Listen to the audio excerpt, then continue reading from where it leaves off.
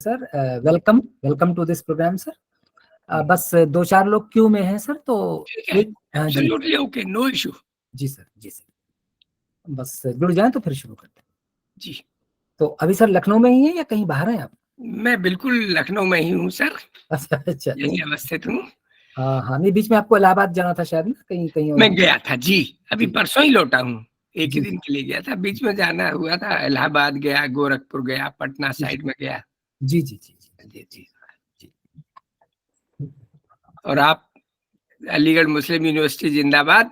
Yes sir everything fine sir, everything fine. Wonderful, बढ़िया। अब हम लोग सर FIP शुरू करेंगे एक जल्दी ही ऑफलाइन मोड में। ओके हाँ, ओके, तो फिर आपको बुलाएंगे सर उसमें। I look forward to that. कम आपको से शायद कम मालूम हो, मेरा होम डिस्ट्रिक्ट बगल में ही है, बुलंदशहर। जी सर, तो कम से कम फिर 2 दिनों का प्रोग्राम बनाइएगा sir. I to love to be there sir, thank you. Definitely sir, बस हम प्रोग्राम बना रहे हैं उसका सर, हम आपको इन्फॉर्म करेंगे सर। श्योर सर, श्योर, कोई इशू नहीं। Yes yes. और आप साजिद साहब कहाँ के निवासी हैं मूल?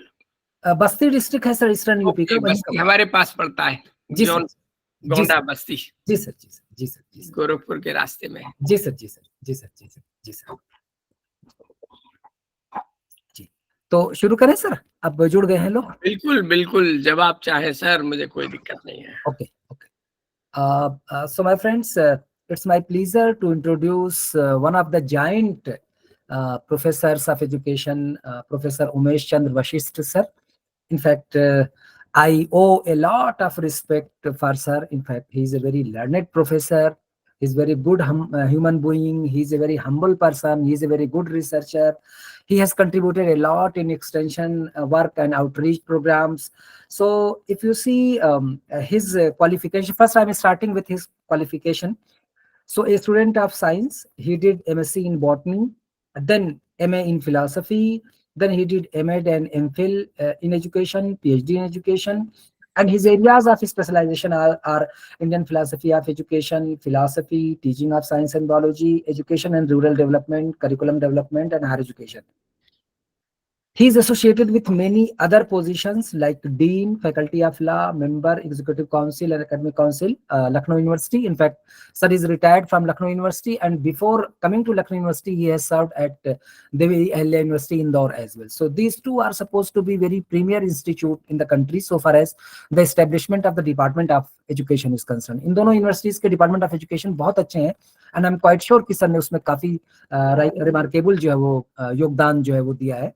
खासतौर से लखनऊ यूनिवर्सिटी में sir has conducted so many experiments, और खासतौर से एक एक्सपेरिमेंट जो सर का था कि बीएड लेवल पर एक ग्रुप ऐसा बनाते थे सर कि उसमें कोई भी टीचर अलॉट नहीं होता था, या उसके लिए टाइम टेबल अलॉट नहीं होता था, बच्चों को सेल्फ स्टडी के लिए करते थे, और बीएड और एमएड दोनों लेवल पर।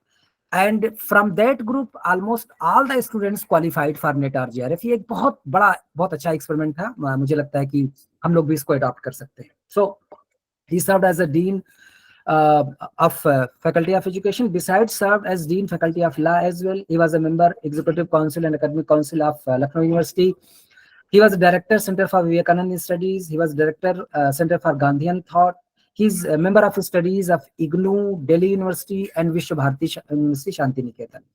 His services and expertise has been taken by so many universities, reputed universities of India like University of Delhi, University of Jammu, MD University Rohtak, University of Mumbai, Vanasali Vidyapeeth, Rajasthan Vidyapeeth, Goya University, MS University Baroda, Kota Open University, and of course Barkatullah University Bhopal. So he's a member of NAEC and NCT evaluation panels for teacher education institution in India. He has shared his expertise with national bodies like NUPA, NCRT, NEC, NCTE, UGC, UPSC, ICSSR, and many state level higher education and public service commissions. एक बड़ा remarkable जो contribution sir का है कि तकरीबन उन्होंने 40 films script लिखी हैं related to education, that is very unique, and has guided 25 very worthful doctoral thesis, यानी पीएचडी स्टूडेंट्स तकरीबन 25 गाइड किए हैं सर ने, and lot of publication. It's very difficult to count his publications. Plenty of publications, very good publication, if you see. So in a nutshell, if I say a very good teacher, a very learned professor, a very humble person, a very good human being. और अभी जो sir से conversation मेरी हो रही थी तो आपने सुना होगा कि ही इज सो हेक्टिकली एंगेज, यानी रिटायरमेंट के बाद से सर के लिए जो है वो एज कोई एज नहीं है, बल्कि age is simply a number. और कभी कभी मुझे लगता है कि मुझे भी बहुत मोटिवेशन मिलता है सर से कि सर इतने एक्टिव हैं और इतना कंट्रीब्यूट कर रहे हैं। तो practically engaged Allahabad, Gorakhpur, Kanpur, Lucknow, and he is one of the pillar at our UGC HRDC, हमारे तकरीबन सारे एफआईपी प्रोग्राम्स में, और खासतौर से जो एनईपी की जो वर्कशॉप हो रही है इसमें सर का आना होता है। So I think his CV is like a PhD thesis, तो बहुत समय लग जाएगा उसको पढ़ने में, तो मैं यहीं पर अपनी बात को खत्म करता हूँ। And with this short introduction, I will hand over the session to Professor UC Vashisht, and he will speak on an overview of Indian knowledge system, which is very important. I think you should listen to him. और दूसरी बात जो है sir की कि sir doubt clear करने के लिए भी टाइम देते हैं, तो अगर आपके कोई डाउट होंगे, आपके कोई कंफ्यूजन होंगे या कोई क्वेश्चंस होंगे तो आप सर से क्लियर करें। So it's over to you sir. Thank you professor Sajid Jamal ji. मुझे विश्वास ही नहीं हो रहा था जब आप पढ़ रहे थे बड़ी बड़ी बातें कि अच्छा ये मेरे बारे में I was just enjoying. Anyway thank you. मैं अपने स्टाइल में कहा करता हूँ साथियों, सत श्री अकाल, कॉपी टू ऑल। आप सभी को नमस्कार। मैं पहले अपने 2-3 नोट्स ऑफ कॉशन दे दूं जो मैं अपनी ओर से कहा करता हूं। सबसे पहले, AMU is a premier and a top institution of India, और एएमयू निश्चित रूप से एक भारतीय शिक्षा के इतिहास में एक मील का पत्थर है। लैंग्वेज में मिक्स्ड सी यूज करूंगा। Is there someone who just can not understand Hindi? Because I'll be using a kind of a mixed language and technical terms and quotations English में दूंगा, बाकी mixed सा रहेगा। Will that be okay? Yes sir, mix will be comfortable. Fine. दूसरी साथियों, मैं online mode के बहुत फेवर में नहीं रहता, क्योंकि इसमें दिक्कत ये है कि संभव नहीं है कि मैं आप सबके रिएक्शंस दे सकूं। मैं ये संभव नहीं है मैं जान सकूं कि आपको मैं आप तक अपनी बात कितनी पहुंचा रहा हूं। इसीलिए जैसा कि प्रोफेसर साहब ने कहा, मैं लास्ट के 10-12 मिनट अपने आपके बातचीत के लिए, डायलॉग के लिए, क्वेश्चंस के लिए, कमेंट्स के लिए, क्वेरीज के दे दूंगा। नंबर 2। नंबर 3, मैं ऑनलाइन मोड के लिए एक और भी जो नोट ऑफ कॉशन दिया करता हूं, यूजीसी भी डिमांड करती है, एमएमटीसी भी कहती है, और अक्सर डायरेक्टर एमएमटीसी भी कहते हैं, एथिक्स भी कहती है, टेक्नोलॉजी भी कहती है।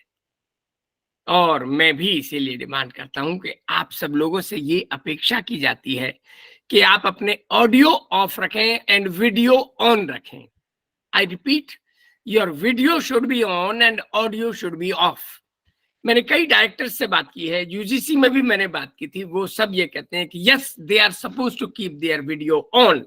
इतना ही नहीं, मैं 3-4 जगह डायरेक्टर्स को बाकायदा सख्ती से धमकी देते हुए भी देखा कि यदि वीडियो ऑन नहीं करेंगे तो हम ये इलेक्शन लेंगे, ये इलेक्शन लेंगे, वगैरह वगैरह। इसका जो एक बड़ा मैंने अपना जो वो ढूंढा है, जब कोरोना चालू हुआ था तो मेरी ग्रैंड डॉटर अब 10-11 साल की है, उसने एक सबसे आसान तरीका ढूंढ लिया था कि नाना आप परेशान क्यों होते हो, मैं बिजी नहीं हूँ। वो अपना ऑडियो भी ऑफ कर देती थी, वीडियो भी ऑफ कर देती थी, और क्लास में मजे से खेलती रहती थी सारे दिन।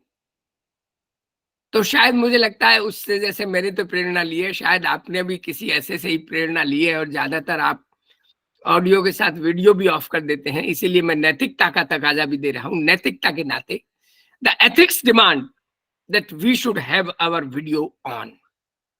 हम हालांकि बहाने लगाते हैं कि जी हमारा टेक्निकल ये नहीं है, सपोर्ट नहीं करता, ये नहीं करता, but I am sorry, I do not buy this argument. Anyway, this is one. दूसरा, मैं 2 बात और पर्सनली कह दूं, I do not appreciate thank you, very good morning messages, मैं उनको बहुत अप्रिशिएट नहीं करता। एक और चीज मैं कहना चाहूंगा, विद ड्यू रिगार्ड, खुदा के वास्ते मेरे लिए आप लोग जो बीच में कई बार फूल से उड़ाते हैं, वो भी मैं बहुत अप्रिशिएट नहीं करता। They distract the very flow of the teaching. यहाँ में अक्सर ऐसा होता है, मैंने हर एचआर एमएमटीसी में पाया है। मतलब मैं बार बार कहूंगा कि मैं खुदा का भाई नहीं हूं, मैं 30 मार्क का नहीं हूं। 28-30 एचआरडीसी केरल से लेकर ऊपर तक अक्सर देखा है, एक ना एक साथी ऐसा होता है जो कार में चल रहा होता है, जब कहते हैं वीडियो ऑन करो तो वो कार में होता है या मार्केट में होता है। एक सज्जन तो हमारे नॉर्थ इंडिया से खेत में फावड़ा लेके काम कर रहे थे, उनकी ड्रेस भी एक्सेप्टेबल नहीं थी, उन्हें मुझे कहना पड़ा कि खुदा के लिए कम से कम आप वीडियो ऑफ रखो, आप वीडियो ऑफ रखो। So I understand you all are in your official attire and are paying attention to the discussion or the dialogue I like to have with you. Now I start. The Indian knowledge system, a broad view. साथियों, आप सब जानते हैं, देखिए good morning message आने शुरू हो गए। आप सबने एक्सपीरियंस किया है, आपके दांत में दर्द होता है, आपकी दादी नानी चाची कहती है लौंग ले लो, आपके पेट में दर्द होता है, आपकी माँ दादी नानी चाची कहती है अजवाइन की फंकी ले लो। इतना ही नहीं, बच्चे के छोटा बच्चा जब पैदा होता है, बड़े होकर जब दांत निकलते हैं, उसके दांतों में दर्द होता है, मसूड़ में दर्द हो रहा है, कहते हैं सुहागा लो। सुहागा इज ए केमिकल कंपाउंड। हमारी अनपढ़ महिलाएं भी भारत में जानती हैं, यूपी में विशेषकर मैं कहूंगा। अब वो सुहागा को तवे पर भूनती हैं और उसको शहद के साथ मल के चटा देती हैं। These have been kind of a indigenous wonderful drugs which are common to everybody, every family. आप सबने अपने अड़ोस पड़ोस में 10 जगह ये सब ऐसी स्थितियां देखोगी। ये सिस्टम कहाँ से आता है? तो मैं यही कहना चाहता हूँ, लोग बाग ये कहते हैं कि दुनिया का सबसे बड़ा और सबसे पुराना नॉलेज सिस्टम इंडिया में एग्जिस्ट करता है। This knowledge has been going on in India since ages and decades, not centuries नहीं, thousands of years this knowledge has been going. इसको यदि थोड़ा सा और फॉर्मलाइज कर दें और फॉर्मल फॉर्म्स में डालें, टेक्निकल टर्म्स में डालें, हमारी अपनी विद्याएं क्या थी, शिक्षा क्या है, विद्या क्या है, पराविद्या क्या है, दर्शन क्या है, दर्शन है, इतिहास है, वगैरह वगैरह, इस सब की हम डिटेल में पढ़ेंगे। तो ये सारी चीजें इंडियन नॉलेज सिस्टम को कॉन्स्टिट्यूट करती है। मैं मोटे तौर पर हमारी बात 3 लेवल पर कहूंगा, 3 या 4 लेवल पर। पहले मैं इंडिया का कुछ खास बातें बताना चाहूंगा, इंडिया की जो इंडिया को इंडिया बनाती हैं, देश को भारत बनाती हैं, देश को देश बनाती हैं, जो by virtue of those characteristics India is a great country of the world. दूसरे हिस्से पे मैं बात करूंगा जो हमारी विद्याएं थी। कुछ लोग कहते हैं 14 विद्याएं होती हैं, कुछ लोग कहते हैं 18 विद्याएं होती है। वो विद्याएं क्या थी? और उसके बाद इंडियन जो सिस्टम है, इंडियन कल्चर है, उसमें बहुत सी ऐसी कंसेप्ट है which are unique to India. वो कॉन्सेप्ट क्या है, उन सब के बारे में बात करेंगे। और लास्ट में हम बात करेंगे physics, chemistry, botany, zoology, scientist और थिंकर्स, इन सब की बात करेंगे, पुराने और नए। तो सबसे पहले बात करते हैं दोस्तों, ज्योग्राफिकली आप पाएंगे मैं और आप खुशनसीब हैं कि दुनिया का रेयरेस्ट ऑफ रेयर कंट्रीज में से इंडिया एक ऐसा कंट्री है जहां +55 और -55 टेम्परेचर हर साल में रहता है, साल में एक बार। अभी मई जून आने वाले हैं, एक ही समय पर इतना रेंज होना, 110 सेंटीग्रेड का रेंज होना। नीम का थाना के आसपास टेम्परेचर 55 डिग्री होता है, जबकि लाहौल स्पीति और ऊपर कारगिल में -55 डिग्री टेम्परेचर रहता है। ये केवल इंडिया में ही है। एक इंडिया ही वर्ल्ड का अकेला रेयरेस्ट ऑफ रेयर कंट्रीज है जहां पूरे 6 सीजन हमारे आते हैं। सर्दी, गर्मी, वर्षा 3 नहीं, हमारे यहाँ 6 ऋतुएं मानी गई हैं। ग्रीष्म, वसंत, शरद, हेमंत, शिशिर, ये आदि 6 ऋतुएं मानी गई जो हमारे यहाँ। इसीलिए एक आगे बात हम करेंगे, और खैर तब भी हम बात करें। मैं कुछ और सबसे पहली बात करूं, दुनिया का oldest living city, the oldest living city of the world आपके यूपी में है, वाराणसी। वाराणसी की बात सतयुग में भी की जाती है, त्रेता युग में भी की जाती है, द्वापर युग में भी की जाती है, और कलयुग में तो है। एक और खास बात है, मैं हिस्ट्री की बात कहूं, मुझे बड़ा अचंभा सा हुआ। बाल गंगाधर तिलक, आप सभी ने बीजी तिलक आपने नाम, हाँ एक गलती मैं बताना भूल गया, एक गड़बड़ के हम लोग अक्सर गलती से हाथ खड़ा कर देते हैं। If it is genuine please tell, मैं किसी ने हाथ खड़ा किया था। There was some lady who raised the hand. Does she want to say something? No, it seems. Anyway. बाल गंगाधर तिलक को हम पॉलिटिशियंस मानते हैं। उन्होंने एक किताब लिखी है द आर्कटिक पीपल, और उसका यूरोप के हिस्टोरियंस ने पूरा सपोर्ट किया है, काफी माना है। आज की तारीख में कई मायनों में ये लेटेस्ट किताब है, उसको बहुत लोग भी मॉडर्न में भी सपोर्ट करते हैं। उसने बड़ा साफ कहा है कि इंडियन हिस्ट्री कम से कम 10,000 साल पुरानी है। Indian history is at least 10,000 years old. इसमें एक चीज और जोड़ दें, we are by and large a history oriented society.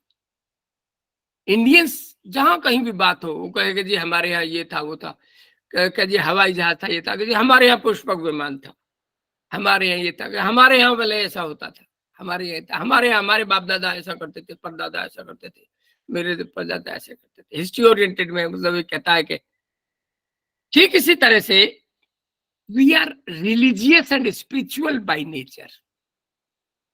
अभी आज ही सुबह मैं एक बड़े एंशिएंट इंडियन हिस्ट्री के बहुत बड़े विद्वान से बात कर रहा था, प्रोफेसर अमर सिंह। वो बता रहे थे कि इंडिया में दूर दूर से लोग, सारी दुनिया के लोग जान जाते हैं कि इंडिया में जो सत्य है या स्पिरिचुअलिटी है वो कहीं फंक्शंस में नहीं मिलेगी। रोजमर्रा की जिंदगी में सुबह से शाम तक स्पिरिचुअलिटी मिलती है। बड़ों की इज्जत करना, माँ बाप की इज्जत करना, दोस्त के सखा के प्रेम से इज्जत देना, कोई घर में आए तो पहले पानी पेश करना। Yes I mean it. मैं 30 बार का नहीं हूं, मैं बार बार वही कहूंगा। मैं अमेरिका 12 बार हुआ हूं, एक घर में भी, अमेरिकन के घर में मैं एक बार में गया हूं, वो पानी नहीं पूछते। ये टिपिकल इंडियन कल्चर है, इंडियन हेरिटेज है, इंडियन नॉलेज का एक पार्ट है। That the truth and the spirituality are akin to us. हर घर में आप जाओगे, किसी के भी घर में आप जाओगे, सबसे पहले पानी या मीठा पूछता है।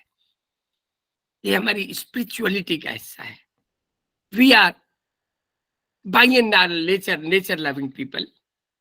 हम फेटलिस्टिक हैं, धर्म भाग्यवादी हैं। जापान से कोई बहुत बड़ा पत्रकार भारत में आया था करीब 40-50 साल पहले। उसने इंडिया के बारे में कहा था, यहाँ का तो भिखारी भी फिलोसोफर है, वो भी बातचीत में फिलोसफी झाड़ता है। मेरे भाग्य में ही नहीं था, मेरे भाग्य में होगा तो फिर मिलेगा, मेरा ऐसा था, मेरा ऐसा था, अरे ईश्वर ने हमने दिया नहीं, अगले जन्म में मिलेगा। वो पुराने जन्म में नहीं था, उसमें था, पुराने जन्म में होगा, इस जन्म में नहीं है, अगले जन्म में होगा। जन्म जन्मांतर की बात करता है, भाग्य की बात करता है, ईश्वर की बात करता है, दर्शन की बात करता है, अनपढ़ से अनपढ़ आदमी भी। तो उसने कहा कि Indians are philosophic by nature, we are hospitable. Nobel prize जिनके लिए छोटा है, एक प्रोफेसर जेबीएस हेल्डेन रहे हैं, इंडिया में रहे थे, इंडियन केमिकल लेबोरेटरी में। प्रोफेसर जेबीएस हेल्डेन ने एक जगह लिखा है, the land and people of India. वो कहता है कि मान लो गर्मी में आप जा रहे हैं और आपके कार में रेडिएटर में पानी नहीं है, तो आप इंडिया के गांव में गुजर रहे हैं, तो आपके रेडिएटर को पानी मिलेगा, आपको पानी मिलेगा, आपको खाना भी मिलेगा, और वो आपसे कहेंगे साहब आराम करके फिर जाइएगा। ये जो टिपिकल इंडियन वो है, कैरेक्टर है। We are hospitable, we are tolerant. हम बड़ी से बड़ी चीज को भी, अरे ठीक है, दुख भरे दिन बीते रे भैया, आसानी से बुरे दिन को भी बता देते हैं। We are non materialistic by nature. आप सबके शहर में कोई ना कोई बड़ा आदमी सेठ होगा। अक्सर बातचीत करती है कि जब यहाँ शहर में आया था तो लोटा डोर लेकर आया था, अब क्या हुआ, पैसा हुआ तो क्या है, वो अपनी औकात भूल गया है वगैरह वगैरह। ऐसे कहते हुए 50 चीज लोग मिल जाएंगे। इंडियन कल्चर के बारे में एक मजाक सा किया जाता है कि what is Indian culture, it is agriculture. हमें 5वीं 6वीं की किताबों में सबसे पहले पढ़ाया गया कि भारत एक कृषि प्रधान देश है। आज भी भारत की 70% आबादी डायरेक्टली या इनडायरेक्टली गांवों से जुड़ी हुई है। हमारा अपने पॉलिटिकल फिलोसफी है, इकोनॉमिक फिलोसफी है, हमारा अपना सिविलाइजेशन है, हमारी पॉपुलेशन अलग है। दुनिया की आज हम सबसे बड़ी पॉपुलेशन, हमने चीन को पीछे छोड़ दिया है। We are the most populous country of the world, 140 crore से ज्यादा ऊपर हो गए हैं। हमारे यहाँ वेस्टर्नाइजेशन बढ़ता जा रहा है। क्लाइमेट की मैं बताऊं, चूंकि हमारे यहाँ 6 सीजन्स अलग अलग रहती है, इसलिए फाइटो जियोग्राफी एंड जूजियोग्राफी की दृष्टि से ये फिर एक इंडियन नॉलेज सिस्टम का बड़ा सिग्निफिकेंट पार्ट है। दुनिया की सबसे ज्यादा plant and animal species India में ही है।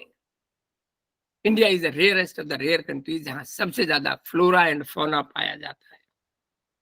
मॉडर्न थिंकर्स की भी यदि हम बात करें, एंशिएंट की मैं बात करूंगा, we have Gandhi, we had Mohandas Karamchand Gandhi, Rabindranath Tagore, Shri Aurobindo, Vivekananda, Iqbal, APJ Abdul Kalam, Zakir Hussain, doctor Radha Krishnan. Physics scientist में बात करें, we have C V Raman, Jagadish Chandra Basu, Meghnad Saha, Ramanuja, Kalam वगैरह।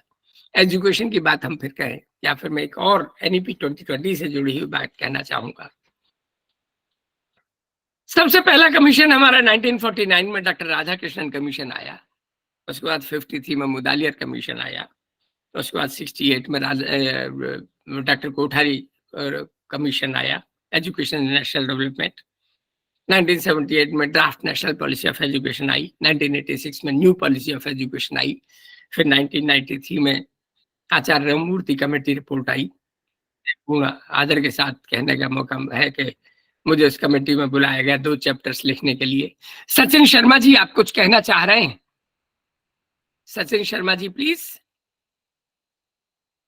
नहीं, गलती से हाथ खड़ा कर दिया है, कोई बात नहीं। मजे की बात यह है कि वो ऑडियो भी ऑफ होगा और वीडियो भी ऑफ होगा और वो पूरे मोक्ष की मुद्रा में होंगे।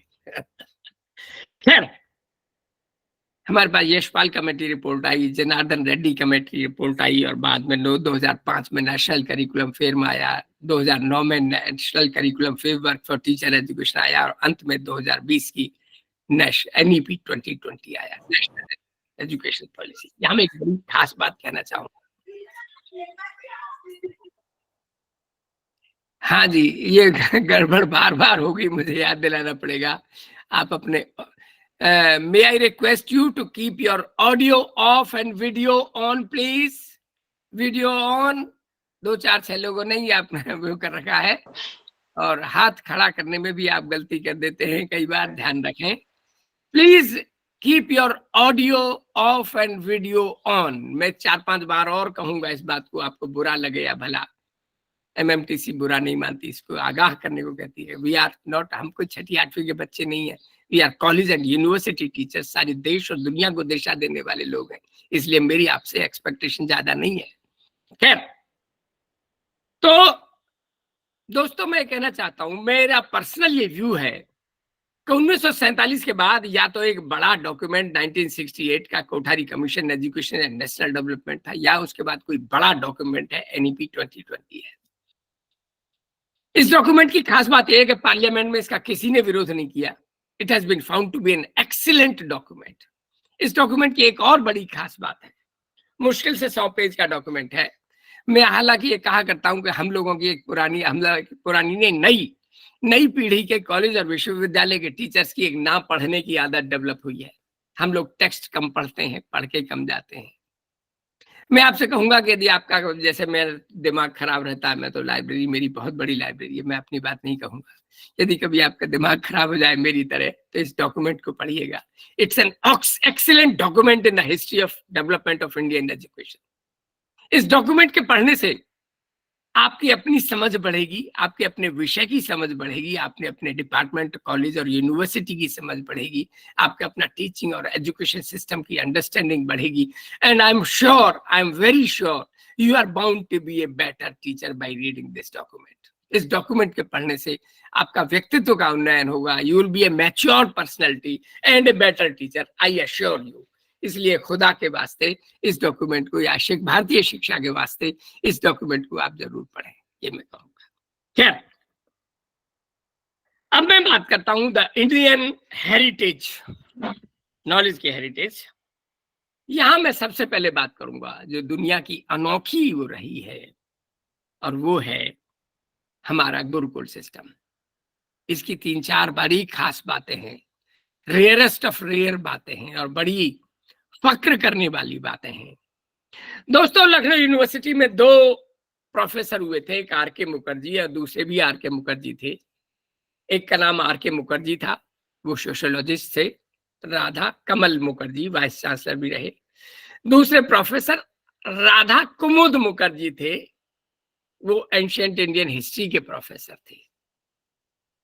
हालांकि इसके अलावा अल्टेकर ने किताब लिखी है इंडियन एंशिएंट इंडियन एजुकेशन पर, अल्टेकर ने किताब लिखी है, की ने किताब लिखी है, पीएल रावत ने किताब लिखी है, अनेकों ने किताब लिखी है। लेकिन जो राधा कुमुद मुखर्जी की किताब है उसका कोई सानी नहीं है।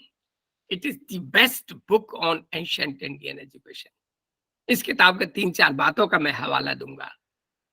सबसे पहले मैं देता हूं, इस किताब में एक डिजाइन दिया हुआ है। इंडिया की यूनिवर्सिटी चाहे इस बात को जानती हो या ना जानती हो, उस डिजाइन को आज भी फॉलो कर रही हैं। राधा कुमुद मुखर्जी ने एक डिजाइन दिया है जहां कुलपति या वाइस चांसलर का रेसिडेंस है, उसके एक तरफ अतिथिशाला होती थी, गेस्ट हाउस, उसके रेसिडेंस के दूसरी तरफ रुग्णालय रहता था, हॉस्पिटल रहता था, और आगे छात्रों के निवास रहते थे, उनके बीच में टीचर रहता था। छात्रों के निवास, उनके बीच में टीचर, छात्रों के निवास, उनके बीच में टीचर। टीचर्स रेसिडेंसेस इकट्ठे नहीं होते थे, एक साथ अलग से नहीं होते थे, इंटरस्प्रेड रहते थे। इसका यदि हम पहला हिस्सा लें, आप दिल्ली यूनिवर्सिटी ले ले, मैंने वहां का मैं स्टूडेंट रहा हूं और दिल्ली यूनिवर्सिटी शिक्षा विभाग में मैंने 2 साल पढ़ाया।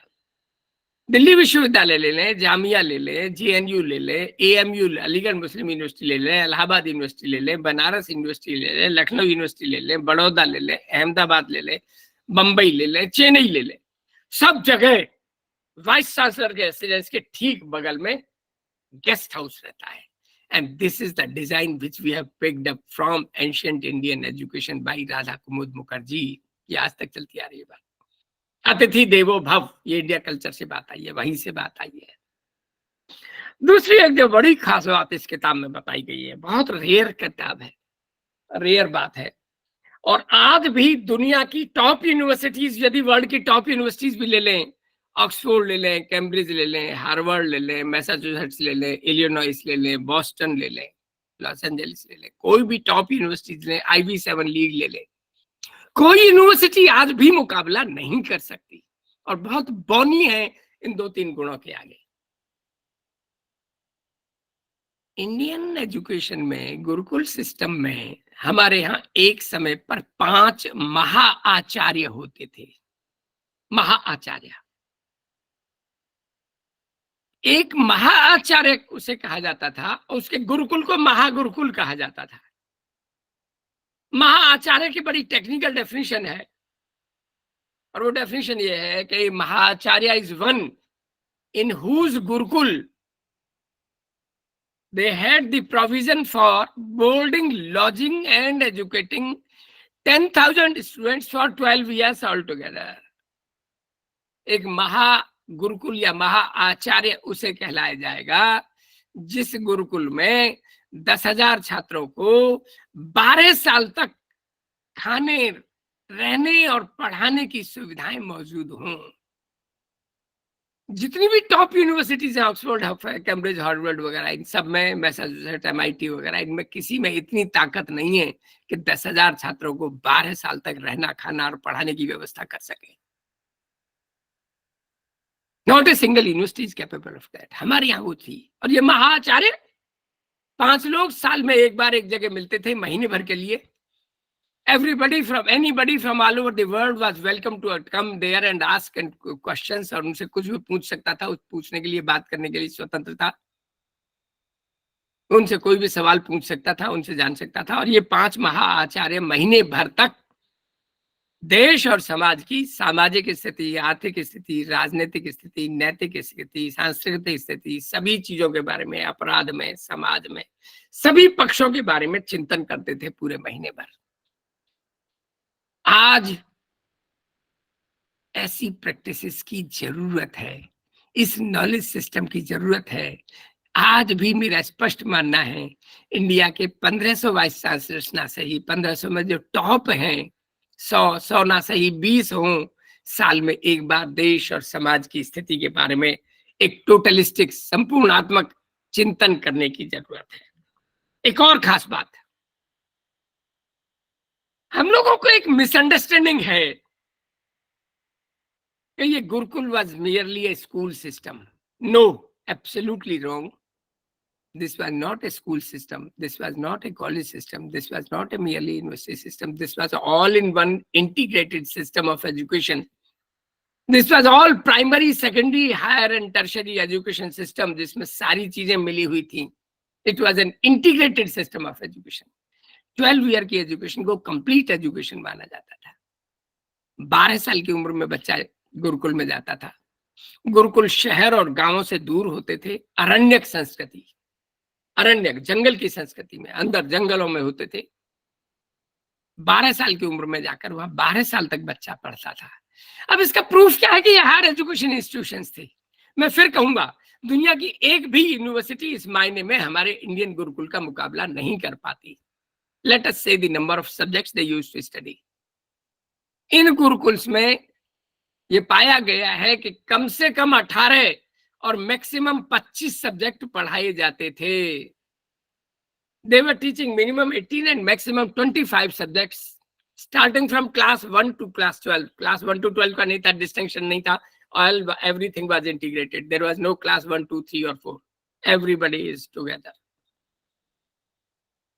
वेद, वेदांग, कल्प, छंद, निरुक्त, व्याकरण, मृग विद्या, सर्प विद्या, चर्म विद्या, सर्प विद्या, विधि शास्त्र, चिकित्सा शास्त्र, इस तरह के 18 विषय कम से कम पढ़ाए जाते थे.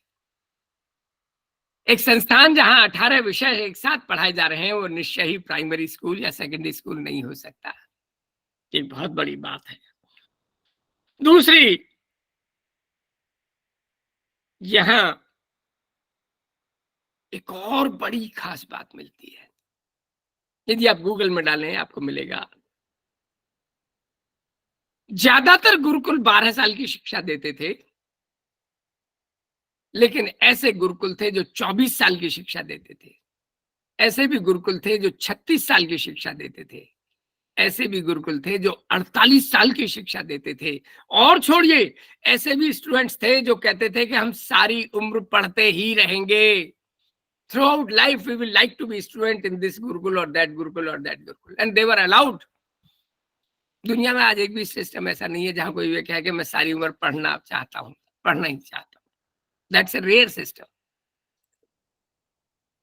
अब हम आते हैं एक और व्यक्ति की बात जिसकी हम अक्सर बात किया करते हैं. मैं अक्सर गुरुकुल के साथ बात किया करता हूं चाणक्य की. चाणक्य व्यक्ति था जिसके 3 नाम थे. ओरिजिनल नाम इसका विष्णुगुप्त था. इसने किताब कौटिल्य के नाम से लिखी और वैसे चाणक्य कहलाता था. कौटिल्य ने किताब लिखी अर्थशास्त्र. अर्थशास्त्र की किताब में उन्होंने 4 भाग किए हैं: अन्वीक्षा, त्रयी, व्रत और दंड नीति. Anviksha is nothing but contemporary science, logic and philosophy. Anviksha. Trayi is a knowledge of Vedas. Vritta is a knowledge regarding professions, agriculture and commerce, and Dand Niti is about political science and public administration. अब हम आते हैं इंडियन लिटरेचर या Indian knowledge या Indian knowledge system की या cultural heritage की या नॉलेज हेरिटेज की बात करते हैं. हम पहले 14 विद्याओं की बात करेंगे. कुछ लोग कहते हैं 14 नहीं 18 विद्याएं होती हैं, तो हम 4 विद्याएं और जोड़ेंगे, 18 विद्याओं की बात करेंगे, फिर हम और आगे बढ़ेंगे. तो दोस्तों, 14 विद्याओं में सबसे पहले आता है 4 वेद. मैं आपको फिर एक बार नोटिस सा दे दूं, आप में से बहुत कम लोग वीडियो ऑन है. May I remind you please to keep your video on and audio off. Friends, 4 वेद हैं: ऋग्वेद, यजुर्वेद, सामवेद और Atharvaveda. Earliest written document form में जो ये मिले हैं वो ईस्वी से 1200 साल पहले मिले, यानी 3200 साल पहले. The oldest written document on earth are the Vedas. दुनिया में और कहीं नहीं है इतना पुराने लिखी हुई कोई चीज. ये अर्लीस्ट है क्योंकि तो लिखे मिले. लिखे कब गए थे, पहले कब लिखे थे, इसके लिए फिर हमें पुरानी बातों में जाना पड़ेगा. सो 4 वेदों में जो पहले 2 वेद हैं, 3 वेद पूजा पाठ अर्चना, ईश्वर की अर्चना के बारे में कही जाते हैं। ऋग्वेद में ऋचाएं हैं, यजुर्वेद में भी ऋचाएं हैं, इनको ऋचाएं कहा जाता है, संस्कृत श्लोकास कहा जाता है। हर वेद के 3 हिस्से हैं, ब्राह्मण, आरण्यक और संहिता। और सामवेद गाया जाता है, इट इज संग, और ये गाकर ही बोला जाता है। अथर्ववेद के बारे में एक और खास बात है। वेदों के बारे में पहले मैं कहूं, चारों वेदों के बारे में लोगों ने कहा है। ये एएमयू से ही प्रोफेसर थे, राही मासूम रजा साहब। राही मासूम रजा साहब कहा करते थे, जो कहीं नहीं है वो वेदों में है, और जो वेदों में है वो कहीं नहीं है। और वेदों के बारे में, अथर्ववेद के बारे में कहा, 2-3 बातें अथर्ववेद के बारे में बड़ी इंपॉर्टेंट है। ऐसा माना जाता है कि जब महाभारत युद्ध हुआ, शुरू हुआ, तो उससे पहले कहा गया था कि महाभारत युद्ध से पहले घोषणा की गई कि अथर्ववेद, अथर्व ऋषि ने चीफ एडिटर थे, ये लिखा जा चुका है। It was a news all around that Atharvaveda has been written. तो महाभारत काल के समय अथर्ववेद लिखा गया, इसका मतलब और 4 पुराने इससे भी पुराने थे, तीनों बाकी। अथर्ववेद के बारे में एक और खास बात है।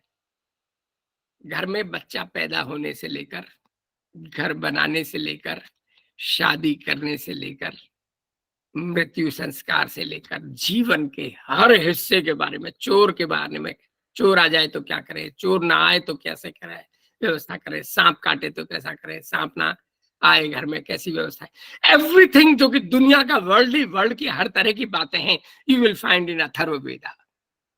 It's a wonderful document that way. सारी दुनिया में उस समय का जिंदगी जीने के लिए सर्वोत्तम डॉक्यूमेंट था अथर्ववेद। 4 वेद मैंने बताया, ये 4 विद्या हुई। फिर हमारे यहाँ 6 वेदांग माने गए हैं। We are endowed with 6 Vedang, वेदों के अंग। हम उनको जाने। 6 कौन कौन से हैं? शिक्षा, कल्प, व्याकरण, छंद, निरुक्त, ज्योतिष, ये विद्याएं मानी गई हैं। ये कहना चाहिए एक तरह से वेदांग माने गए हैं 6 को 6। शिक्षा, आप जानते हैं शिक्षा शास्त्र के बारे में, एजुकेशन कैसे दी जाए, विद्या, पराविद्या, इसके अंग क्या है, कैसे है, आदि के बारे में, एम्स, कंटेंट, मेथड, इवैल्यूएशन के बारे में बात की गई है। कल्प, कल्प के बारे में सूत्र दिए गए हैं। कल्प सूत्र कहा जाता है इनको। गृहस्थ सूत्र, धर्म सूत्र और सल्व सूत्र, the formula for living good life. व्याकरण और छंद। व्याकरण इज अबाउट ग्रामर, पाणिनि की ग्रामर का भी इसमें जिक्र आता है, इससे पहले है, इससे पहले का है ये व्याकरण। Chhandas, how to write poetry, Sanskrit poetry. छंदों में पिंगल सूत्र और छंद सूत्र की बात की गई है। निरुक्त talks of etymology, Shabda Mimamsa, linguistics, and Jyotish talks of Najumi, the science of prediction, इसकी बात की गई है। तो 4 वेद हुए, 6 वेदांग हो गए, 10 हो गए। एक होता है इतिहास। भारतीय दर्शन कहता है कि इतिहास का मतलब, इतिहास जो शब्द है, इतिहास, इति मीन्स ओवर, हास मीन्स ओवर हो चुका है, नाश हो चुका है, खत्म हो चुका है, जो जा चुका है, which has gone, which has preceded. इतिहास, व्हाट हैज ऑलरेडी हैपेंड। जब मैंने शुरू में आपसे बातचीत शुरू की थी और मैंने आपसे नोट ऑफ कॉशन 4-5 दिए थे, अब वो इतिहास की बात हो गई। आज जो मैंने लास्ट टाइम बात कहा था वो इतिहास की बात हो गई। किसी ने जो आपने हाथ खड़ा कर दिया था गलती से, वो अब इतिहास की बात हो गई। What as ever has happened in the past, past के बारे में 2 कहा जाता है। It may be an ancient past, it may be an immediate past, does not matter, past is past. तो जो इतिहास है इतिहास में हम 3-4 ग्रंथों के बारे में पढ़ते हैं। 3 ग्रंथों के बारे में, 3 प्रकार के ग्रंथ। एक है रामायण, दूसरा महाभारत, तीसरा पुराण। रामायण एक ही है, महाभारत भी एक ही है, पुराण 18 माने गए हैं। ये इतिहास की बात की गई है। 18 पुराण, 18 पुराणों में भी आपने एक सुना होगा, जो किसी के मरने के बाद गरुड़ पुराण हिंदुओं में बोला जाता है, मत्स्य पुराण, वराह पुराण वगैरह वगैरह 18 पुराण है। कुछ लोग इसको माइथोलॉजी कहते हैं, लेकिन कुछ सत्य तो है जरूर। इसके बारे में भी चर्चा, वाद विवाद आज की तारीख में जरूर होता है। खैर, पुराणों में विष्णु पुराण, भागवत पुराण, ये सब आते हैं। ये सब हुआ इतिहास। 4 वेद, 6 वेदांग, 1 इतिहास, 11, 12वां हुआ धर्मशास्त्र। धर्मशास्त्र हमें बताता है आचार, विचार, प्रायश्चित और दंड के बारे में। What should be our behavior? How should we talk? How should we behave? What should be the mannerisms? How should we repent and what should be the punishment?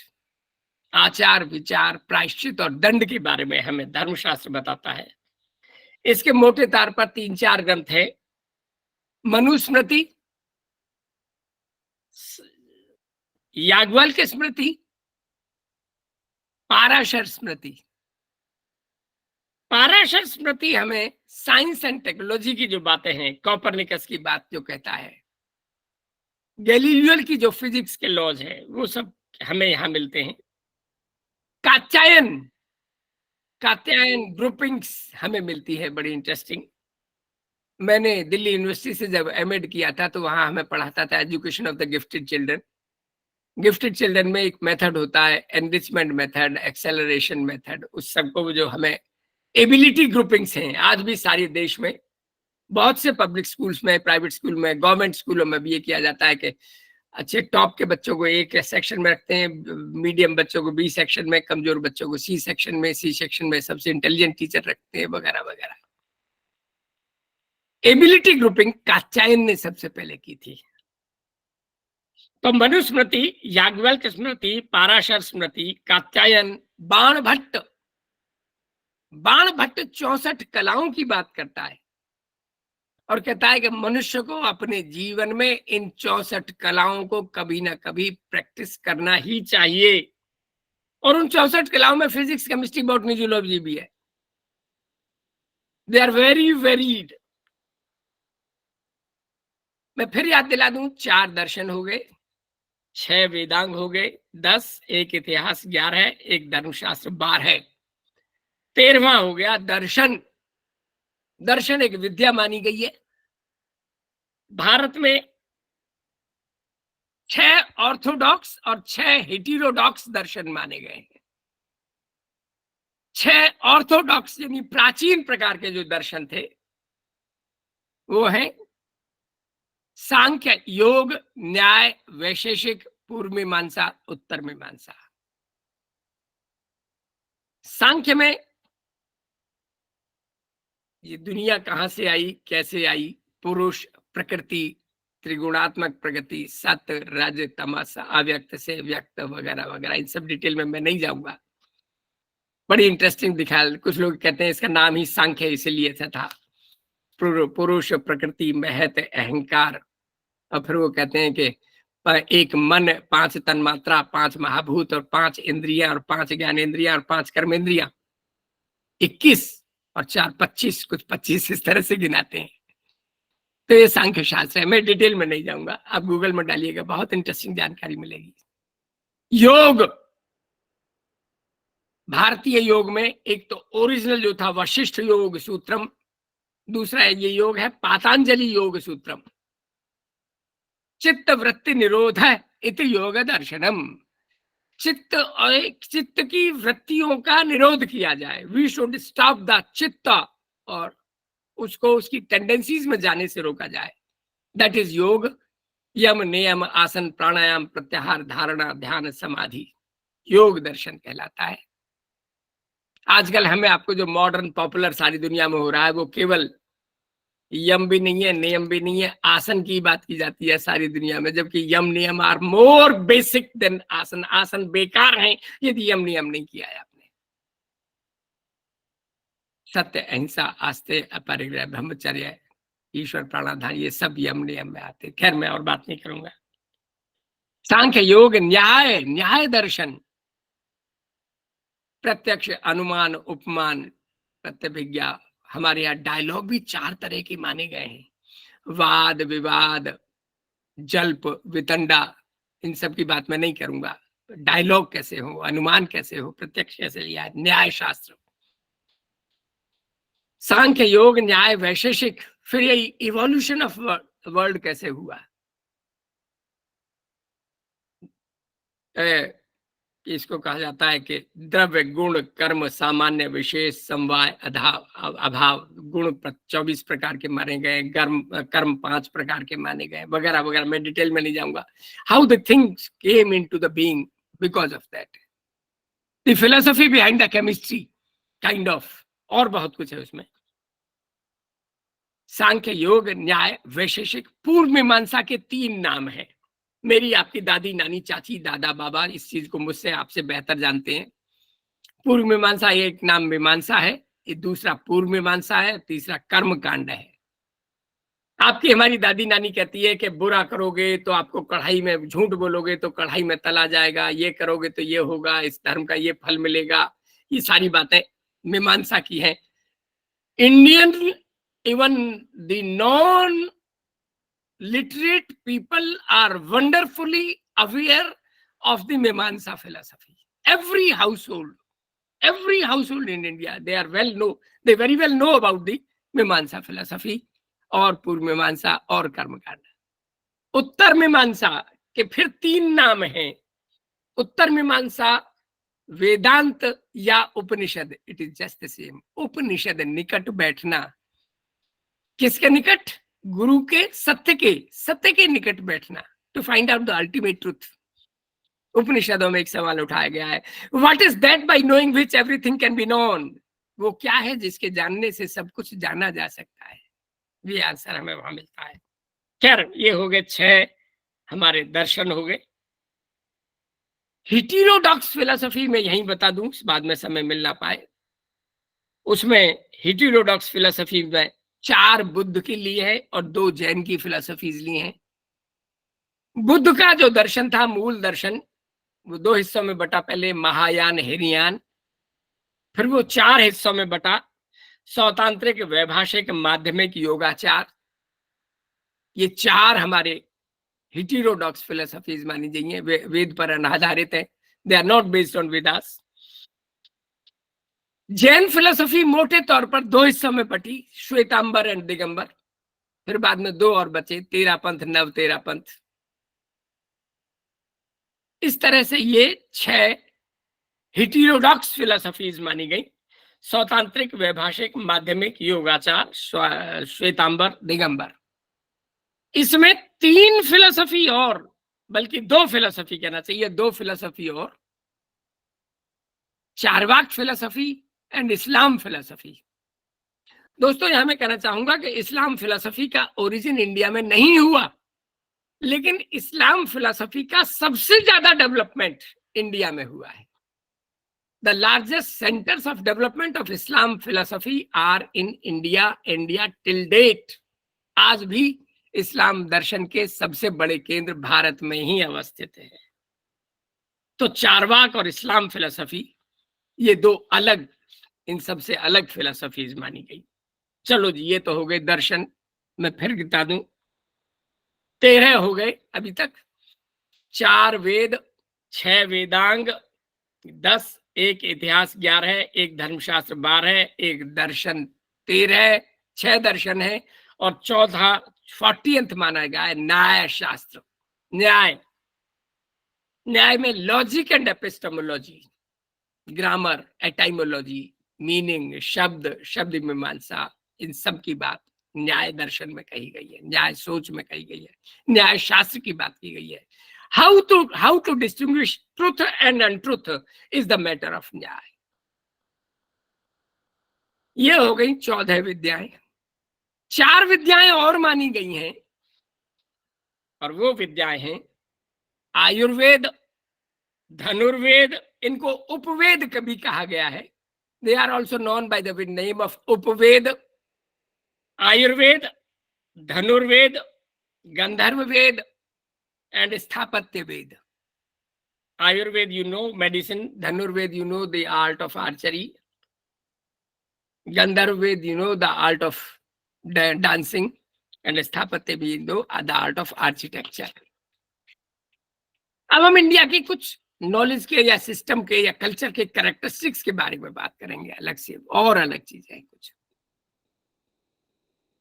दोस्तों, दुनिया में एक किताब ने बहुत तहलका मचाया था कुछ समय पहले। आज भी कहा जाता है कि नोबेल प्राइज उसके सामने बहुत छोटा है। स्टीफन हॉकिंग ने एक किताब लिखी है।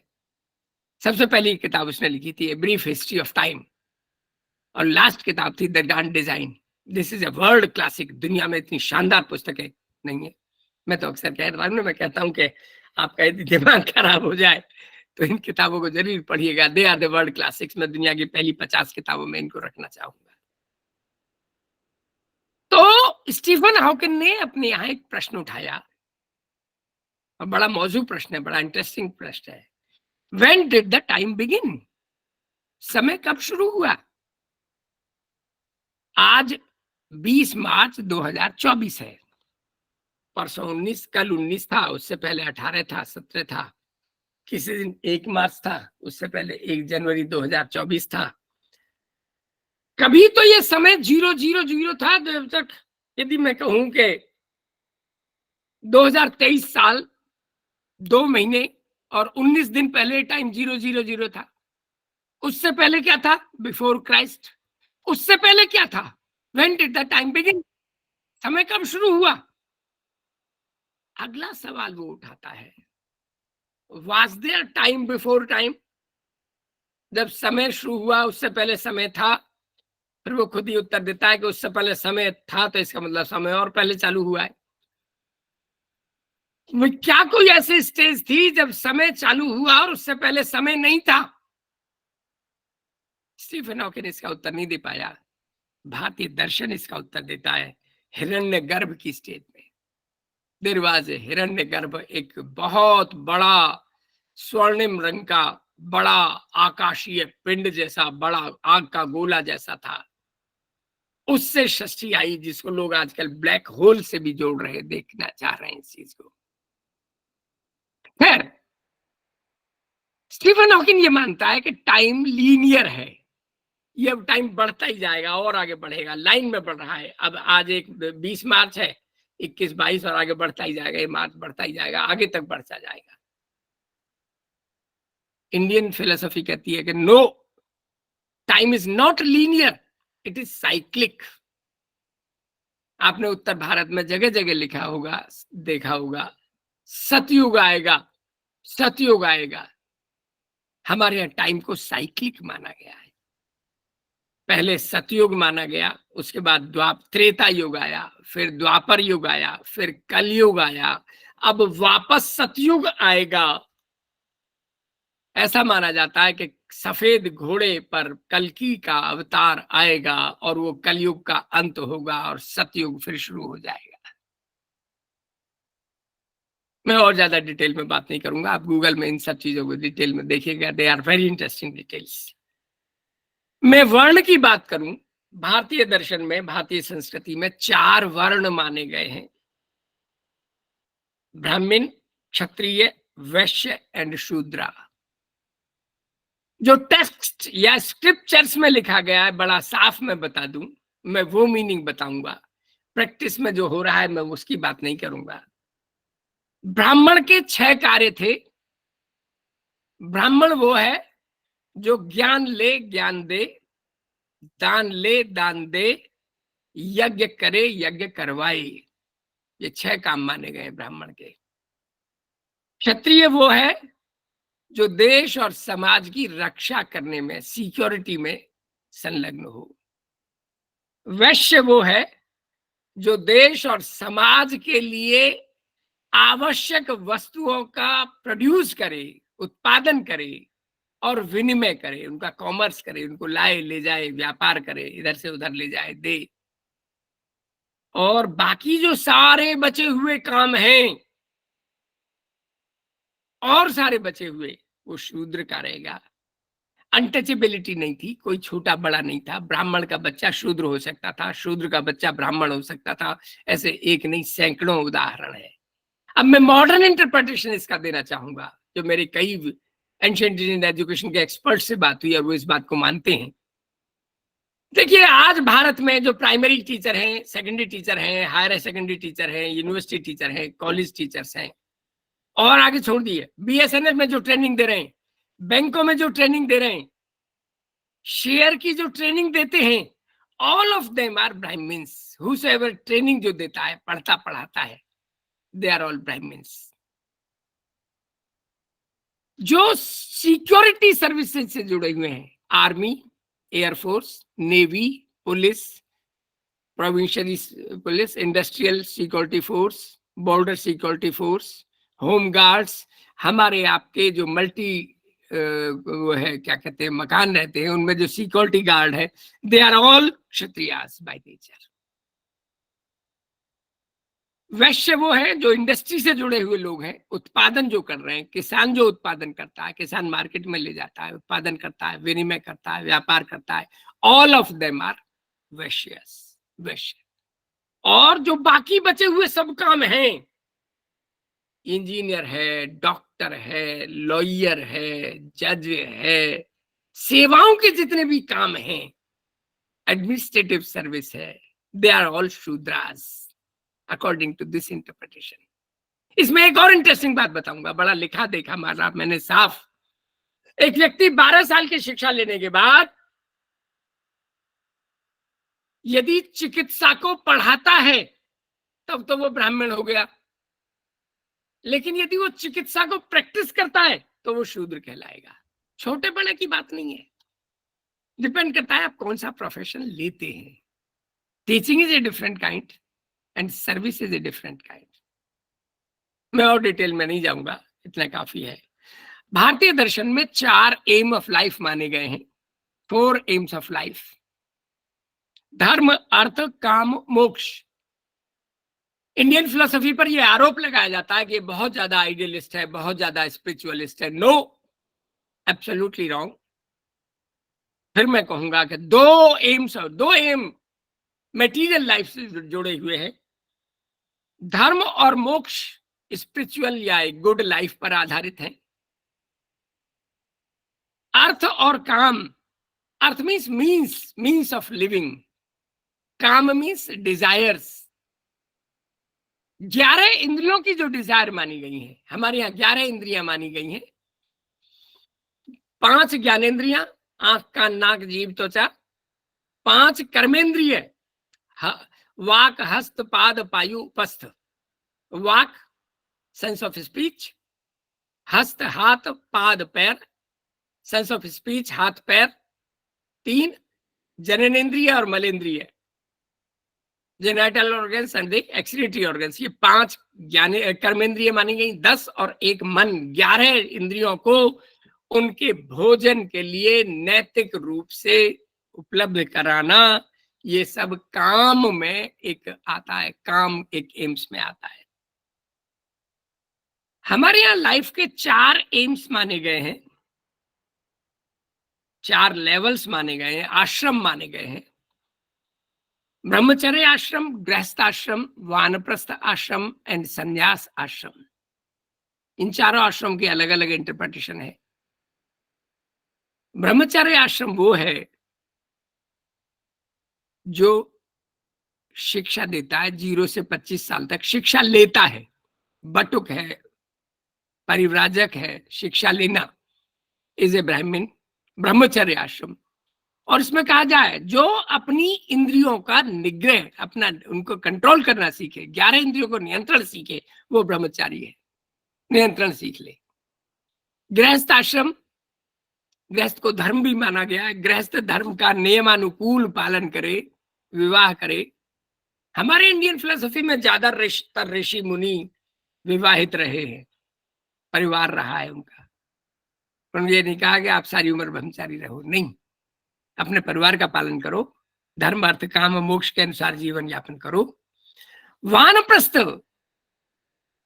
गृहस्थाश्रम 25 से 50, वानप्रस्थ 50 से 75। वानप्रस्थ में लिखा है कि कमाओ तो आप जो कुछ भी करो, कमाना भी बेशक कोई ऐतराज नहीं है, लेकिन समाज के लिए करना, आप परिवार के लिए नहीं, समाज के लिए करो। वानप्रस्थ, you have to do everything for the welfare of the society. वानप्रस्थ, और उसमें बड़ा क्लियर है, हर कोई वानप्रस्थ ले जरूरी नहीं है, आप अपनी स्थितियों के अनुसार जीवन देखिए। यदि आप लायक है, आप अपने आप को कैपेबल समझते हैं, तो वानप्रस्थ में एंटर कीजिए, वरना आप ठीक है अपना जीवन यापन कीजिए जैसा भी है। 75 से 100 साल तक अब आप समाज की भी चिंता छोड़ दो, do advance level of research, तपस्या करना। फिर इसमें कहा गया है समाज से भी दूर हो जाइए। एक बड़ा गहरा सवाल है, मैं इस पर बात नहीं करूंगा, सुबह ही बहुत बड़े विद्वान से मेरी लंबी चर्चा हो रही थी।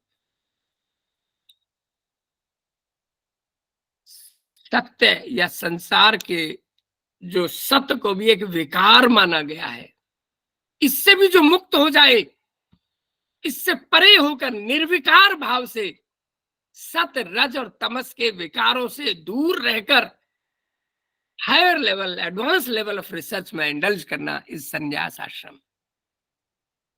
उपनिषद हमारे यहाँ 108 माने गए हैं। कुछ उपनिषद मैंने पढ़े हैं, 4-5 उपनिषद ऐसे हैं, 1-1, 2-2 पेज के हैं। एक उपनिषद में तो 8 ही श्लोक हैं सिर्फ, बहुत छोटे हैं वो, 1-1, 2-2 पेज के हैं।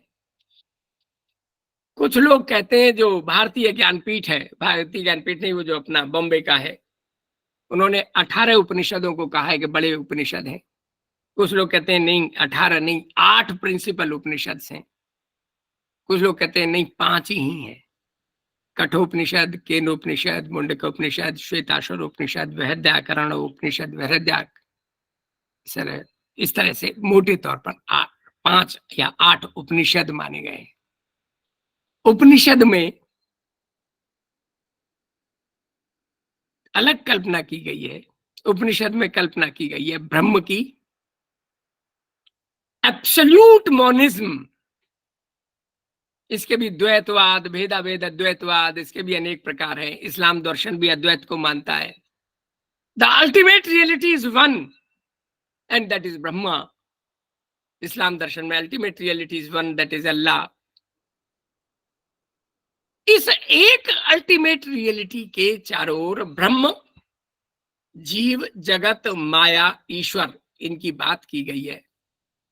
मैं फिर डिटेल में नहीं जाऊंगा, इट्स ए वंडरफुल। इसमें भी फिर मार्ग है, ज्ञान मार्ग है, कर्म मार्ग है, भक्ति मार्ग है। रिलीजन में बड़ी खास बात है, दुनिया के सबसे ज्यादा रिलीजन भारत में आए हैं, भारत से उदय हुए हैं। हिंदू धर्म, यदि हम धर्म माने, रिलीजन है, जो लोग कहते हैं कि रिलीजन नहीं है, it is a way of life. Jain दर्शन, बौद्ध दर्शन, सिख दर्शन, ये सारे भारत में आए। और जैसा मैंने बताया, इस्लाम दर्शन भारत में विकसित सबसे ज्यादा हुआ। It got developed and shaped and reshaped in India. Persian philosophy के लिए संजीव सान्याल जी ने अपनी किताब में द लैंड ऑफ 7 रिवर्स में बड़ा साफ कहा है कि बेसिकली पर्शियंस इंडियंस थे। यहां से वो पर्शिया चले गए, ईरान, और वहां से कुछ रह गए और कुछ वापस आ गए। इसमें फिर मानना देता है कि पर्शियंस भी बेसिकली इंडियंस है। ज्यूज, उनका इंडिपेंडेंट ओरिजिन को कहा जाता है कि वो अलग से जूस फिलोसफी यहां से है।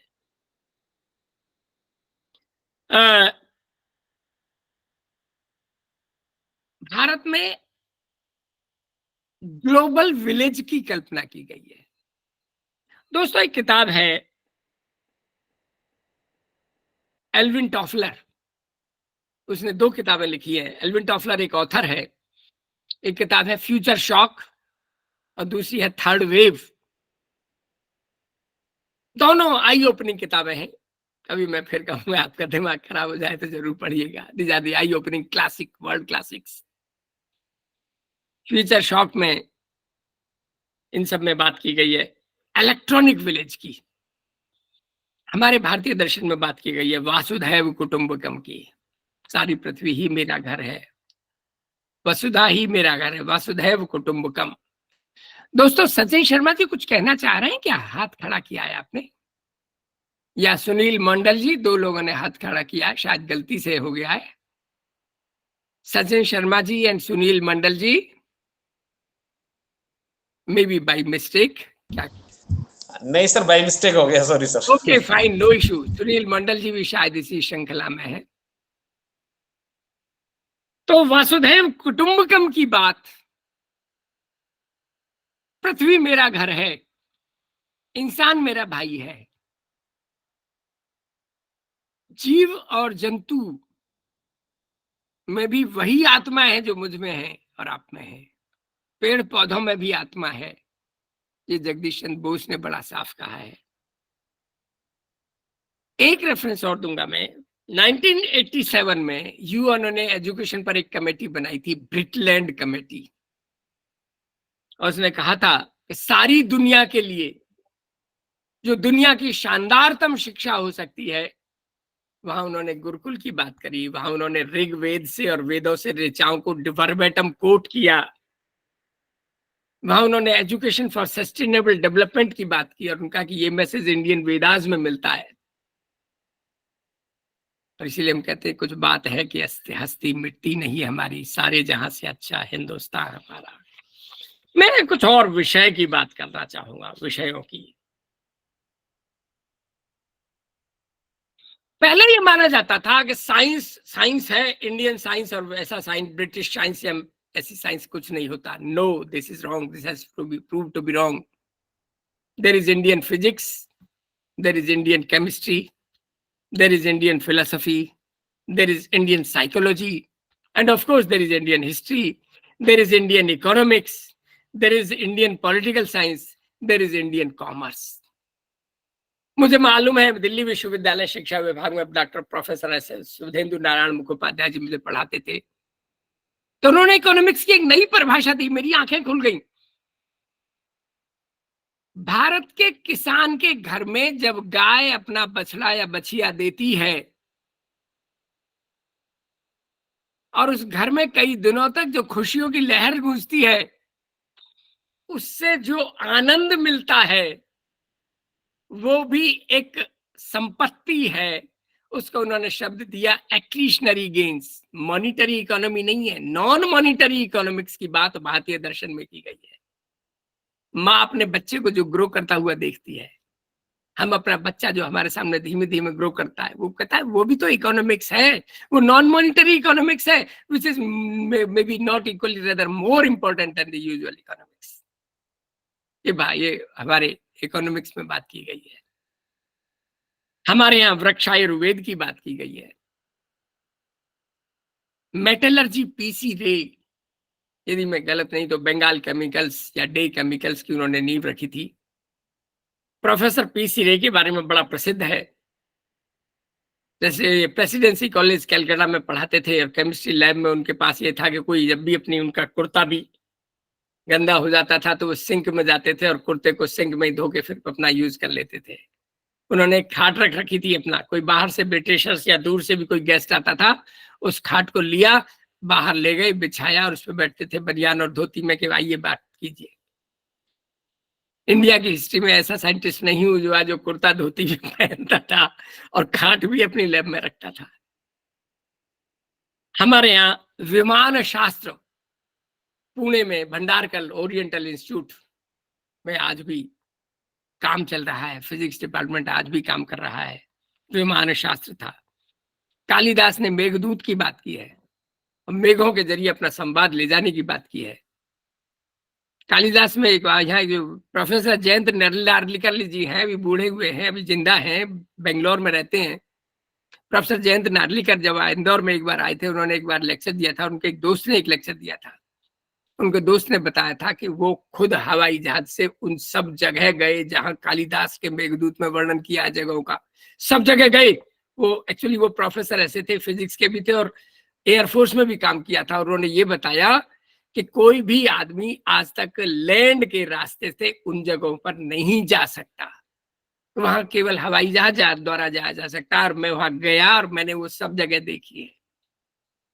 विमान शास्त्र का एक बड़ा टिपिकल केमिस्ट्री है कि it is a typical matter which is non magnetic and lighter in weight. जो बोइंग और ये जो A320 बनाया जाता है विमान, इस सब की ये बड़ी खास बात है। और आज भी हमें ऐसे विमान, पुणे में आज भी काम चल रहा है इन एरियाज में। Sachin Sharma ji, Sunil Mandal ji and one more have raise the hand. मेरे लिए थोड़ी दिक्कत हो जाती है, मैं आपको सम्मान दूं। डॉक्टर रीता शर्मा जी, गलती से हाथ खड़ा हो गया है या वास्तव में आप सीरियस है? हाँ सर, गलती से हो गया है। Okay done madam, thank you. अच्छा, भारतीय दर्शन में, भारतीय सोच में भास्कर हुए हैं फिजिक्स में, सुश्रुत हुए हैं मेडिसिन में, चरक हुए हैं सर्जरी में, हलायुत हुए हैं मेडिसिन में ही, नागार्जुन हुए हैं, कपिल हुए हैं, वराह मेहर हुए हैं, कणाद हुए हैं, बाण भट्ट हुए हैं, कल्हड़ ने राज तरंगिणी लिखी है, कालिदास ने मेघदूत लिखा है, शंकराचार्य ने विवेक चूड़ामणि और दृग्दृश्य विवेक और वेदांत दर्शन पर टिप्पणियां की हैं। आधुनिक युग में विश्वेश्वरैया हमारे वर्ल्ड का, सारी दुनिया आज भी हैरान है कि ऐसा इंजीनियर भी भारत में था। फिजिसिस्ट में सीवी रमन साहब है, सत्येंद्र नाथ बोस थे, मेघनाथ साहा, होमी जहांगीर भाभा, सारा दुनिया रश करती थी आज भी कि ऐसा साइंटिस्ट हमारे यहाँ हुए। एस चंद्रशेखर, विक्रम साराभाई, चियन रामचंद्रन। एस.एन. बोस के नाम पर बोसोन पार्टिकल्स हैं, आपको मालूम होना चाहिए। बोसोन हेगे, जो अभी वो हेजेगेडन बोसोन पार्टिकल्स इन सब की बात की जाती है। Call Jayant Narlikar, Harish Chandra, Sandeep Chakravarti, Hargobind Khurana, sir Prafulla Chandra Ray, Bose CNR Rao, C Seshadri, V Puri. MSc में हम बाई कार्पल थ्योरी पढ़ते थे, वी पुरी साहब की, JC बोस और P महेश्वरी, जिसके जॉर्ज एलन एंड अनविल ने पहली किताब छापी थी, एम्ब्रोलॉजी ऑफ द एंजियोस्पर्म्स। दुनिया की आज भी एक मानक पुस्तक मानी जाती है। ऐसे विद्वान हुए हैं, चिंतक हुए हैं। दोस्तों, मैं जानकर यहीं रुकता हूं। मैंने सोर्सेज में आपके साथ एंशिएंट इंडियन एजुकेशन, राधा कुमुद मुखर्जी की बात की, अल्टेकर साहब की बात की बात की, संजीव सान्याल की लैंड ऑफ सेवन रिवर्स की बात की, फ्यूचर वेव की, थर्ड वेव और फ्यूचर शॉक की बात की, एल्विन टॉफलर की। एक और किताब का मैं जिक्र करना चाहूंगा जो भारतीय दर्शन के साथ साथ चलती है, बड़ी पैरेलल है और आज करोड़ों प्रतियां ऐसी बिक चुकी है। करोड़ों, इंडिया में ही करोड़ों, लाखों प्रतियां बिक गई हैं। It's a classic, world classic, मुश्किल से 100 पेज की किताब है। Many lives many masters. ये आदमी अभी जिंदा है, मैं अमेरिका में गया, इससे 2 बार बात करी मैंने, बाई चांस इससे मिल नहीं पाया, क्योंकि जब मैं मिलने जाना चाहता था, कहती बशीर जी, इसका फोन आ गया कि सर मैं कहीं दूर जा रहा हूं, मैं 15 दिन तक नहीं मिल पाऊंगा, इसी बीच मुझे निकलना था। Many lives many masters by Brian Weiss. जन्म और पुनर्जन्म पर दुनिया की एक शानदार किताब है और जो भारतीय इंडियन साइकोलॉजी से काफी मेल खाती है। एक और किताब का मैं जिक्र करना चाहूंगा जो आधुनिक पुस्तकों में से है। कर्नाटक में एक महारानी हुई है, 3 वॉल्यूम की उनकी हिंदी की किताब है, पट्ट Mahadevi Shantala. Patta Mahadevi Shantala. Let me show you this book. By chance मेरे बगल में ही रखी है, कोई 3 वॉल्यूम ले गया था और अभी लौटा रहा है, लौटाई है उसने।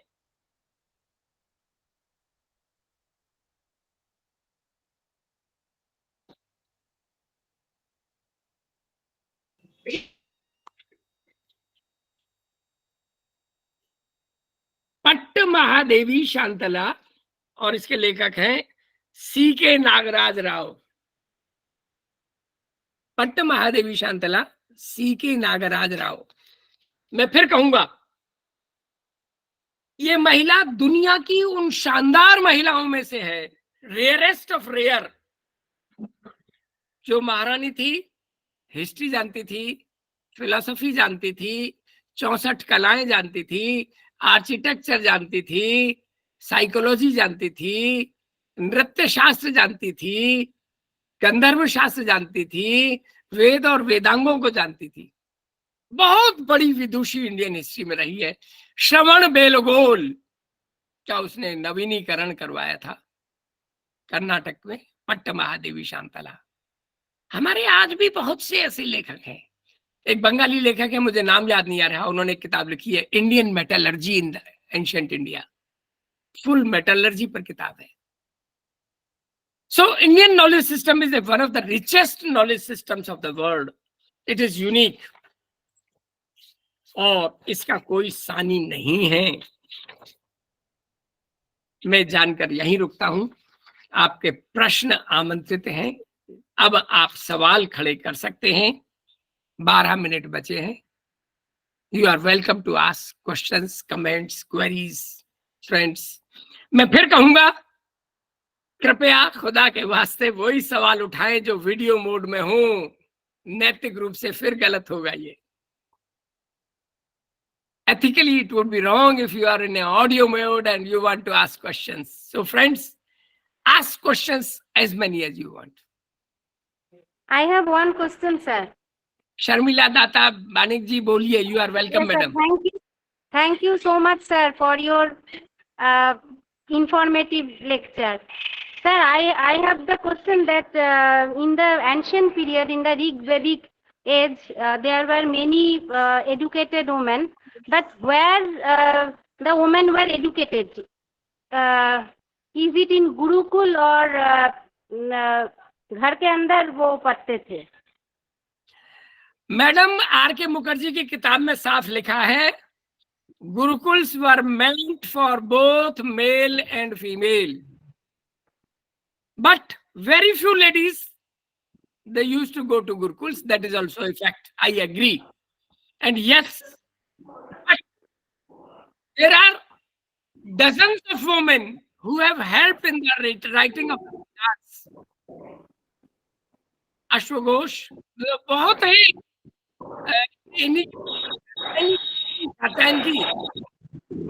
She was a Gargi, Maitreyi. They were great scholars and they help in the writing of the Vedas. There are dozens and dozens of ladies. Kala. Okay, madam? Okay, thank you, sir. Welcome. Audio off कर दे, madam? Yes, thank you. हाँ जी, कोई और साथी? Good afternoon sir. Very good afternoon जनाब। मैं किधर से आ रहा हूँ? अच्छा, अभिषेक ददीत साहब बोल रहे हैं, डीपीएस। जी सर, वेलकम सर।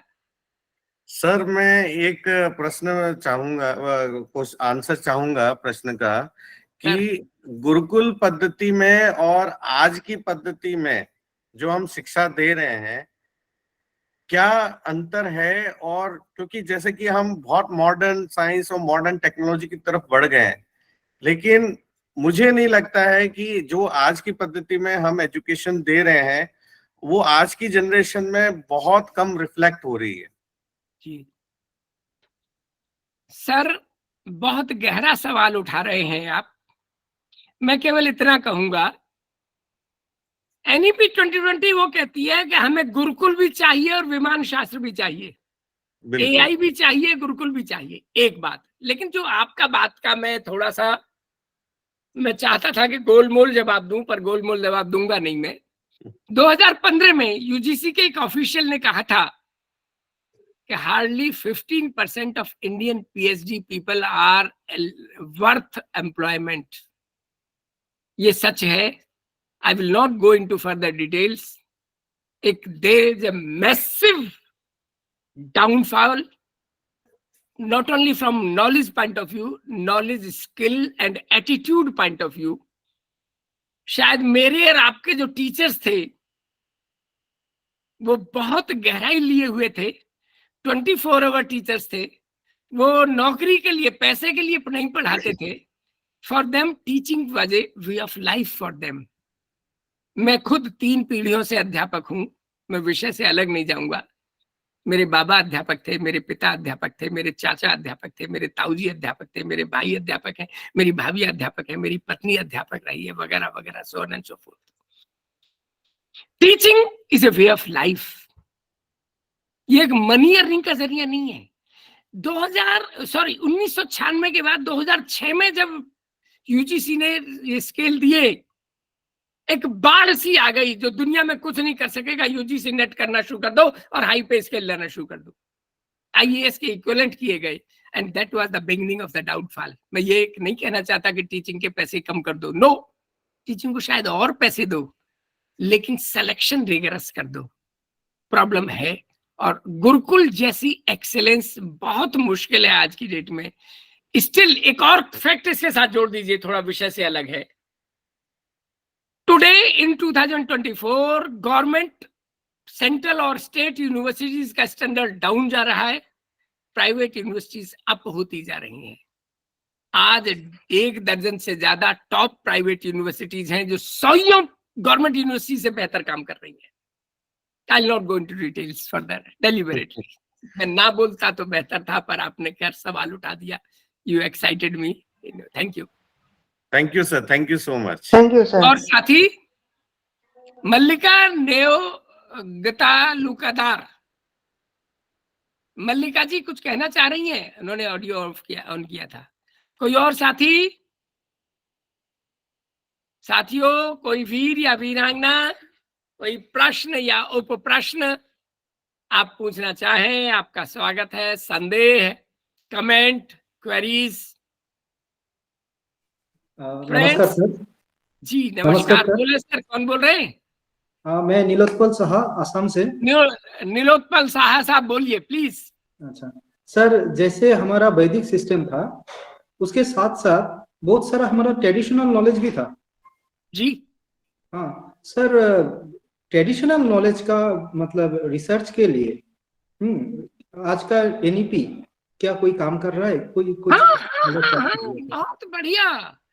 इसमें एनईपी में बाकायदा there are pages and pages over ancient knowledge, ancient wisdom and the modernity पर बहुत पूरा बात, लंबी बात की गई है। और they are UGC and ICSSR are promoting projects जो ट्रेडिशनल नॉलेज को एडवांसमेंट के लिए काम करना चाहते हैं। एक्चुअली ट्रेडिशनल नॉलेज हमारे घर घर में बिखरी हुई है, उसको कंसोलिडेट करने की जरूरत है, बहुत रिसर्च की जरूरत है। दिक्कत एक और है, अब जो नए प्रोजेक्ट आ रहे हैं 2024 में, वो भी प्रोजेक्ट लेने के लिए किए जा रहे हैं, इसकी स्पिरिट को नहीं पकड़ रहे हैं। इसलिए मैं आपसे फिर अर्ज करूंगा कि आप एनईपी 2020 के डॉक्यूमेंट को एक बार पढ़ें, आपको मजा आ जाएगा। क्यों खुला है? डॉक्टर विनीत कुमार पांडे जी कुछ कहना चाहते हैं। डॉक्टर विनीत पांडे जी। जी बोले सर, मेरा ये सवाल है कि अगर आपको कोई बुक सजेस्ट करनी हो जो इंडियन नॉलेज सिस्टम पे हो और साइंस स्पेसिफिक हो, तो कोई सजेस्ट करना चाहेंगे सर? देखिए, साइंस स्पेसिफिक तो मुझे नाम याद नहीं आ रहा है। कोई बंगाली सज्जन थे, उन्होंने लिखा था इंडियन साइंस, आप पढ़िएगा, नंबर 1।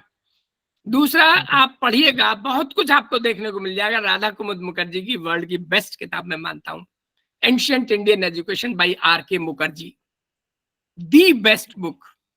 एक और किताब का मैं हवाला देना चाहूंगा एंशिएंट कल्चर में, एनसाइक्लोपीडिया ब्रिटानिका में एक किताब के लिए उसका जो बिब्लियोग्राफी या जो एनोटेशंस में एक बड़ा बढ़िया कमेंट लिखा है, जो ग्रामेटिकली गलत है, लेकिन उसने बाकायदा उसको किया है, अंडरलाइन किया है, उसको इटैलिसाइज टाइप का किया है।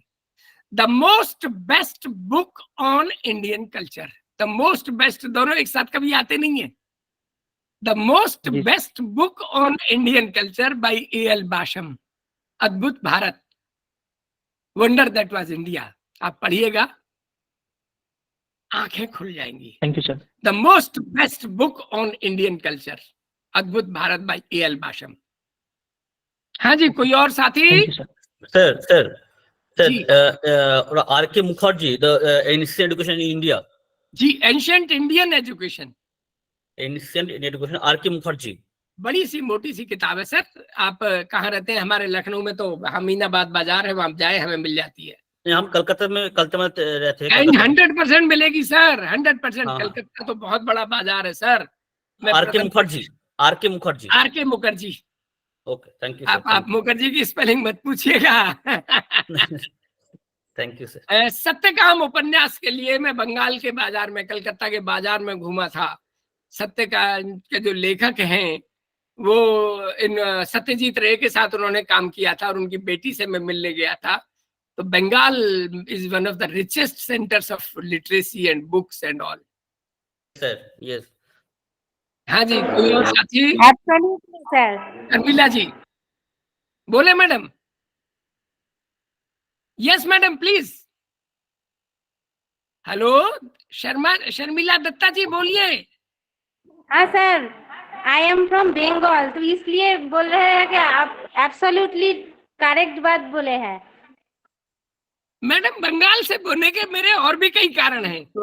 मेरी बेटी ने बंगाल से 5 साल का BFA किया है। मेरे दामाद ने बंगाल यूनिवर्सिटी शांति निकेतन में 7-8 साल पढ़ाया है।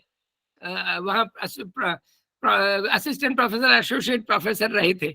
और बंगाल से मेरा बहुत गहरा नाता है, हम इस बात पर ना जाएं, but Bengal is one of the richest ancient Indian culture का साइट है।